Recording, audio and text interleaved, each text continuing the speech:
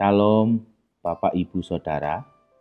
Kita berjumpa kembali dalam Sapaan Firman GKI Ngupasan.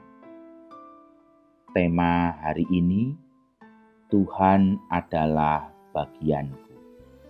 Bacaan kita dari kitab Ratapan 3 ayat 24. Tuhan adalah bagianku, kata jiwaku. Oleh sebab itu, aku berharap kepadanya.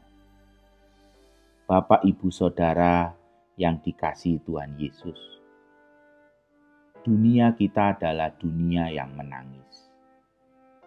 Seorang ibu diberitahu bahwa putranya tewas dalam suatu kecelakaan kerja. Seketika itu juga, hidup itu dipenuhi dengan derai air mata. Di keluarga yang lain, seorang suami yang menjadi tulang punggung keluarga meninggal dunia karena menderita dan tertular COVID-19. Meninggalkan istrinya menghadapi hidup seorang diri.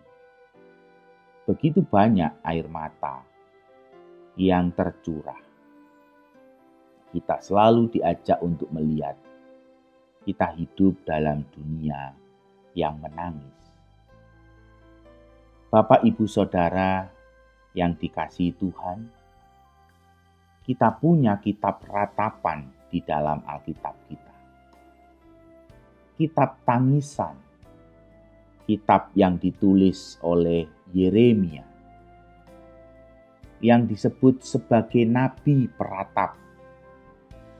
Penduduk Yehuda telah dijadikan tawanan pada masa Yeremia. Yerusalem tinggal reruntuhan. Orang-orang dalam keadaan berkekurangan. Penderitaan mereka sangat hebat, melampaui batas. Dan seorang nabi bernama Yeremia terus-menerus meratap. Namun, sekalipun demikian, di dalam ratapan Yeremia masih ditunjukkan akan anugerah, belas kasihan, dan kesetiaan Allah. Salah satunya adalah Ratapan 3 ayat 24. Ketika Yeremia berkata, Tuhan adalah bagianku. Saya suka dengan ayat ini. Dari ayat inilah saya menemukan arti nama dari anak saya yang pertama, Hilkiah. Hilkiah dalam bahasa Ibrani itu berarti Tuhan adalah bagianku. Helek lalu menjadi nama Hilkiah. Bapak, Ibu, Saudara sekalian dikasihi Tuhan. Dari lubuk hati Yeremia yang terdalam, jiwanya berkata, Tuhan adalah bagianku. Oleh sebab itu aku berharap kepadanya.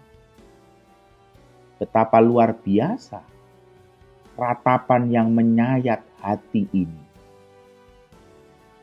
Tetapi disinilah suatu kenyataan bahwa tangisan dan ratapan tidak selalu mencerminkan iman yang lemah atau kurangnya percaya pada Allah. Tangisan, kepedihan bukanlah mencerminkan iman yang lemah. Karena kalau kita melihat di dalam ratapan Yeremia, tangisan Yeremia, justru kita menemukan iman yang luar biasa. Sebagian dari kita mungkin berpikir, orang Kristiani harus selalu merasakan sukacita, bahkan saat hatinya hancur, atau paling tidak berusaha tampak sukacita.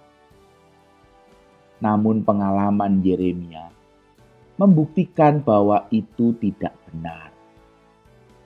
Air mata adalah bagian alami dari kehidupan Kristiani.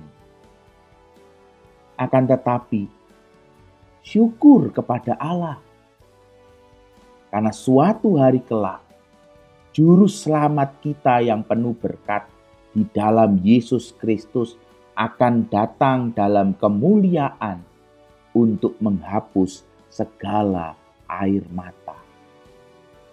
Lihat kitab Wahyu pasal 21 ayat 4. Ketika dia datang, dia akan menghapus segala air mata. Air mata adalah bagian dalam kehidupan kita beriman seperti Yeremia.